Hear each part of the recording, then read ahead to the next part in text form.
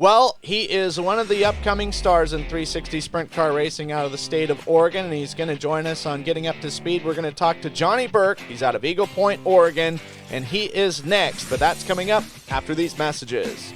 Dave's Home Supply specializes in cabinets, flooring, and countertops.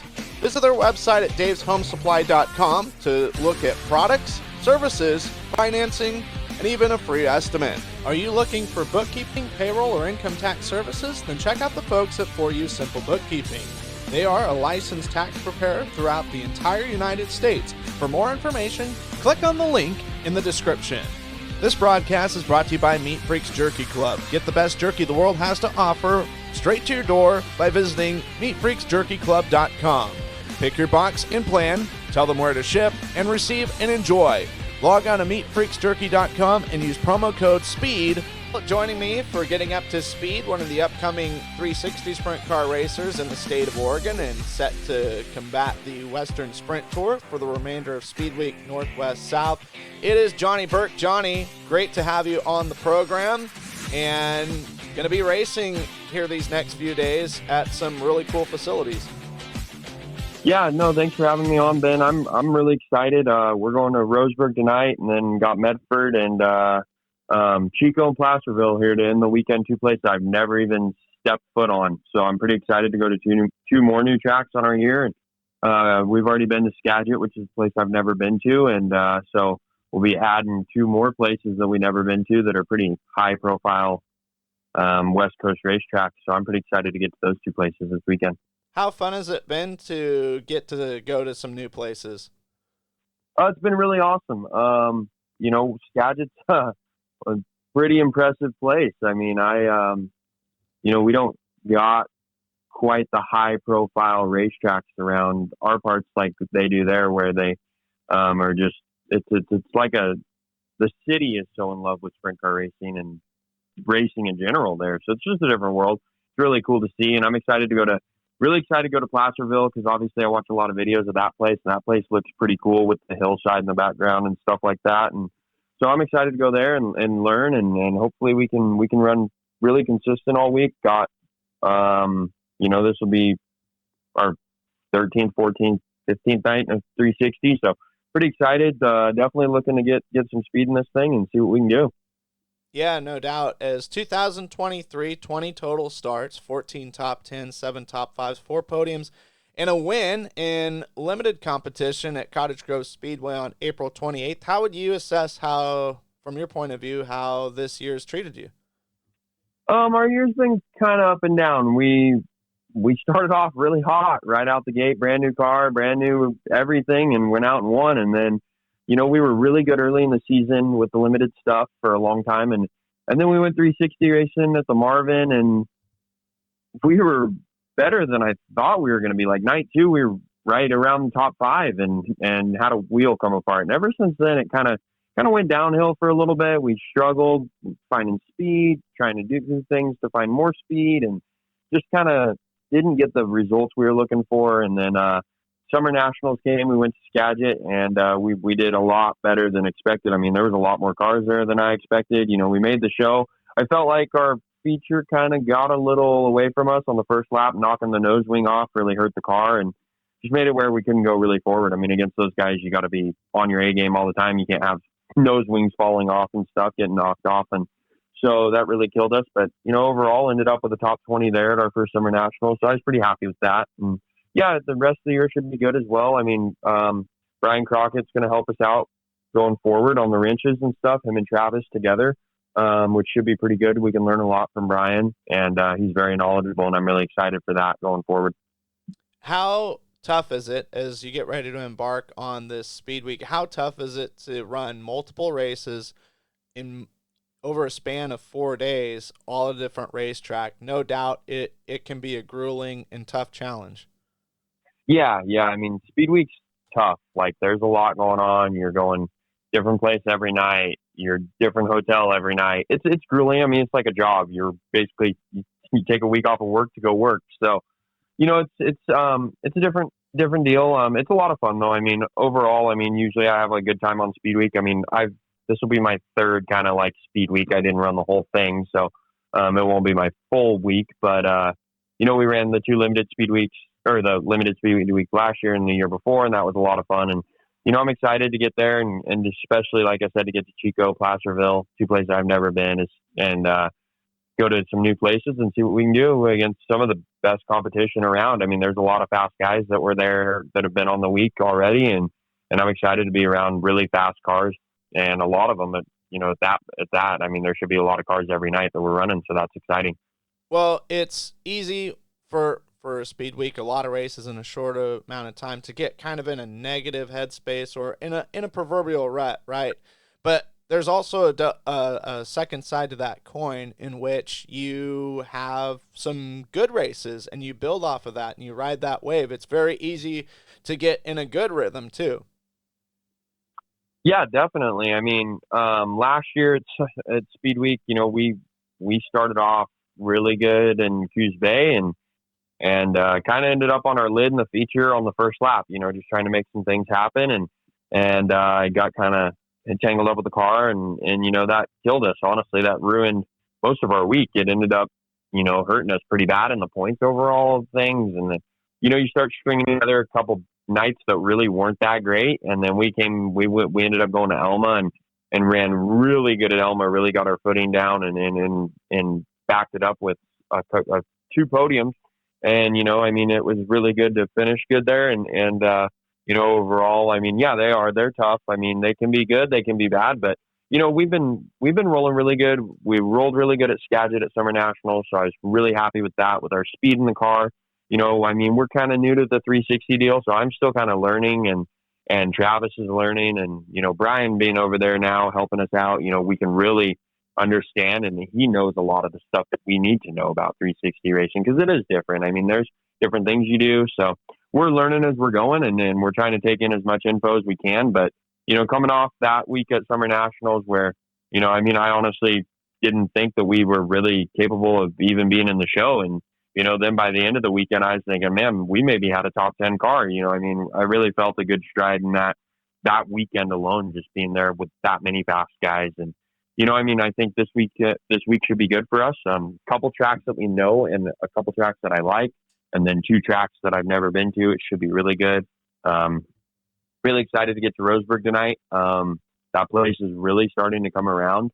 So I'm really excited to go there, and hopefully it's as good as the 360 show was last time we were there, where it got really on the fence and was pretty gnarly early. And I mean, it did rubber up there at the end. So if they just keep that last 5 laps still pretty raceable, it should be an awesome show for the fans tonight. So really excited to get there. And then Medford, last 360 show, same thing, was really good. I think Tanner went like 9th or 1st. So the racing was exceptional, and hopefully we can get there and keep the speed that we had last time we were there. And then maybe we can come out and win one of these first nights and get a good shot at seeing what we got for the other two places. Well, I was going to say, Douglas County Dirt Track in Roseburg, it's still sort of kind of a wild card track. You've got a lot of experience there already this year, whereas a lot of the teams racing tonight, this is their first time ever. They're debutantes. Yeah, definitely. I think I've been to every sprint car race they've had except one. And it's been very all over the place. Like, first night was hammer down, hooked up. Second night was like rough and dry, and like third night I was there, I think it was a 360 race, and it just kind of fell down on the bottom. Like, it's been kind of all over the place, but the last few nights it's been pretty consistent. The night I wasn't there, I was in Skagit. The racing looked really good, and then the last 360 show I was there was actually really phenomenal. I mean, it built a curb right on the fence. It was pretty gnarly racing. It kind of rubbered up at the end there with like lap 5 to go or so. It wasn't very much. So it wasn't bad at all. The racing before that was pretty exceptional. But yeah, just going there is exciting. I like that place. It's big, it's wide, it's fast. There's a lot of room to pass.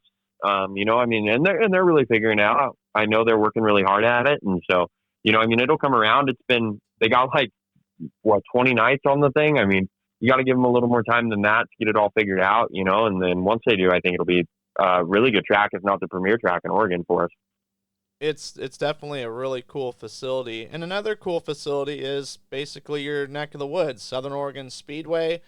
Thursday night, I know for you, you've got a lot of support and a lot of people that backed the 21W operation up, and or the 21B. What am I saying? 21W. But you've got a lot of support and sponsorship and in the Rogue Valley area. Yeah, definitely. Thursday should be pretty good for us. I mean, last time we were there in the 360, we showed a lot more speed. We missed a couple of adjustments in the feature there and didn't come away with the result we wanted in that. But overall, we won the dash, qualified very good, ran good in our heat race. I mean, against good cars. I mean, Tanner was there. I mean, the field was stacked. Gomes, Linder. I mean, there were some really good cars. And I mean, we felt like we had just as much speed as they did.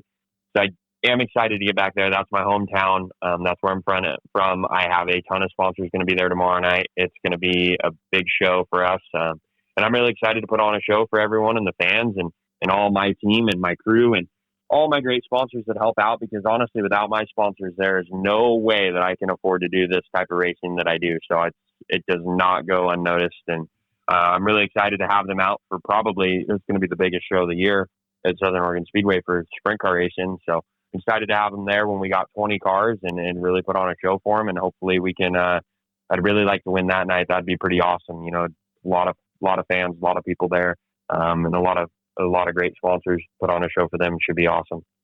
Well, 2023, you've did a lot of racing already, and obviously a lot of racing this week. Beyond Speed Week, anything solid or concrete that you guys are hoping to try and attend to or want to try and run before the year's up? Yeah, looks like we're going to turn back to our limited program for a little bit in September. Not a whole lot of 360 racing going on at home. So I'll run a few limited shows. I do got another 360 night at Roseburg before the season ends there. But basically I'll just run a few limited shows. I might go to Skagit one more time. We're in talks about going to Skagit on the 9th of September, I think it is. So we might do that. We'll kind of see where we're at. Just got a lot going on here. So just got to kind of see how it plays out. I'm working on my schedule for next year already. We've been talking about maybe going to Arizona for the January, February stuff. I definitely thinking about doing the Montana deal next year that we're going to miss out on this week and next weekend. If that's available again next year, probably going to do that, and just do some different stuff, travel a little bit. So I've been working on that stuff for next year already, kind of trying to get ahead of the game because, you got to be on it. I mean, it's another full-time job. So, September when we're done, we'll start tearing cars down and getting stuff fixed and getting stuff sent out, getting it all repaired and motors freshened and everything for next year and be ready to go come whenever it's time. And any plans in the future for maybe dropping in a 410 occasionally, or maybe making a run to the Midwest if finances or sponsorship allows? Right now, probably not. We're going to go 360 racing next year very hard is the plan. Maybe after that, we'll evaluate a 410 option, seeing how we do with that. Going to the Midwest, I don't know right now. That's maybe 2-3 years down the road. I want to be pretty comfortable in the car and be able to compete, very good over here before I travel out there. I don't want to go out there and, I want to have my A game and know a lot and know everything. And, we're still kind of in that learning phase. I haven't been doing this all that long. I mean, I've only been full-time sprint car racing for 3 years. I mean, we've only done 3 years of full-time at it. So, I'm still kind of learning. I got a lot of laps to gain. And so, I don't know. I don't know what that part looks like. Obviously, sponsorships and stuff kind of pan out, and that's an option for us. Definitely like to do that. But we'll just see kind of where it's at and, going forward where we end up with all that. But for next year, we plan on running, a very, very big 360 schedule. We plan on traveling a little more to Skagit. Definitely going to go more to California next year, Placerville, Chico, Hanford, whatever's available kind of there with the SCCT stuff and some other stuff that we're looking at. So, we're going to try and hit a lot of the races that we can, wherever there is one, we'll try and go again, just like kind of we did this year. Just going to change the schedule more. This year we did about 50-50 limited 360 stuff, and next year it'll be more like 80-20 360 to limited stuff is kind of the goal. Sounds really cool. Sounds very exciting. I can't wait to see how it all plays out and some of the new places that you're going to be visiting to. Yeah, I'm excited. I mean, I'm excited for, this year and next year. I mean, we've done a lot of good job of building our program over the last couple of years to kind of get something that's capable to travel. I mean, I want to go to these places. I want to go to Skagit. I mean, I've heard that and I've seen videos of Placerville. It looks awesome. Chico's obviously a pretty well-renowned track, and it's, where I spent most of my go-kart racing days was down there. So it's a pretty cool facility to go to as well. And yeah, I'm excited to travel next year. More probably traveling, going to Skagit, going to Placerville. If we end up going to Montana, and I've heard really cool things about like Electric City and Big Sky and all those cool places. And I'd like to go to Montana just on a vacation. So if I can package some racing into it anyways, that would be pretty cool. So, all those kind of places I'm excited to go to. And, I'm really excited to learn. And I mean, with Brian helping us now, we're really, really learning a lot. Like I can to say on behalf of me and Travis, we've learned probably more in the last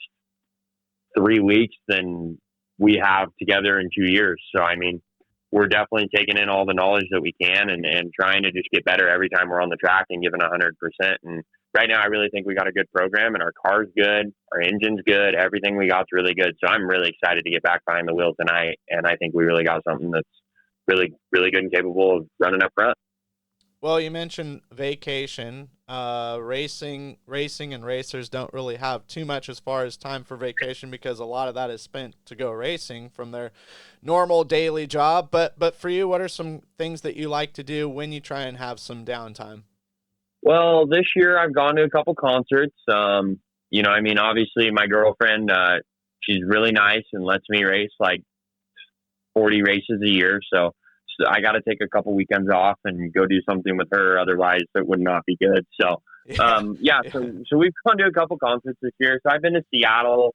We went to Seattle earlier in June and went up there, hung out for a weekend. Pretty cool place. I mean, I like Seattle. I'm a Seahawks fan, so it's a big thing for me to go there. I really like it there. And then, we went to San Diego, in July. I took a weekend off of race and went to San Diego in July, and that was a pretty cool deal. San Diego's cool. I mean, it's, not a big city vibe, but it's a big city, so it's kind of cool. So it's not so many people. It's more low key, like which LA. is yeah, exactly. There's not very many people there, so it's really nice to go there, and I enjoyed that a lot. So and I mean overall, I mean I don't have any big plans going on anymore for vacations. I'm trying to currently buy a house, so that puts all your vacations on hold. So I don't have any vacations planned. I think my next one's either going to be somewhere on the beach somewhere, whether it's Hawaii or Florida or something like that. It looks like probably where my next one will be in probably 2 years' time, because buying a house takes up all my spare time when I'm not working on a race car and working at my real job.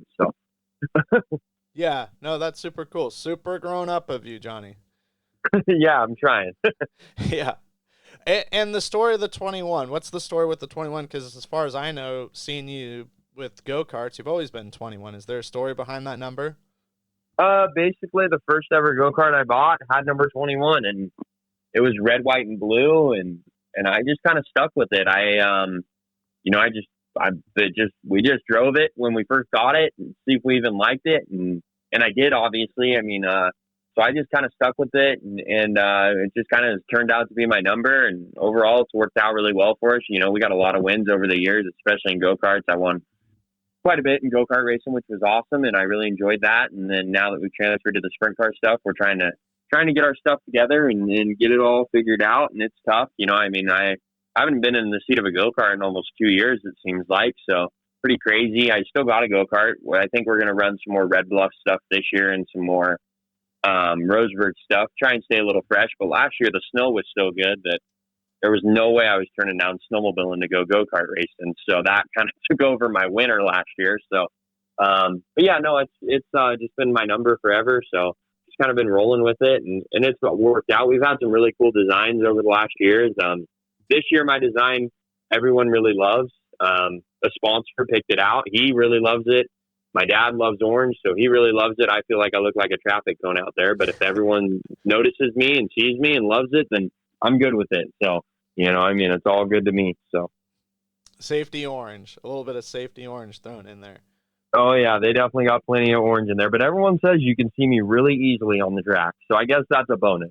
That is a bonus. That is good. Yeah, and mentioning about the snow, my gosh, like there for a while, when it came to going to Red Bluff over the pass and the Siskiyous, it was every single day going down when I would leave like the day before or something. It was snowing, and then coming back through the night. If I was riding with John Holmes, and I know you know what that vibe's all about, like pushing through. It's like, how is the pass not closed? How are we driving? And it's, it was great, weather-wise. I mean, Shasta Lake's full, so something good came out of that. Yeah, it was awesome. I mean, I haven't rode snow like that in Oregon on snowmobiles in probably 5 years. So Jeffrey Hudson, modified racer. Oh Me and him yeah. are really good friends. Yeah, former So we sprint car racer too. Yeah, washed up sprint car racer. But yeah, so we ride snowmobiles together in the winter. Me and him do, and a couple of my sponsors actually ride snowmobiles with me. So we haven't rode snow like that in 5 years. It was incredible. We were riding 3 days a week.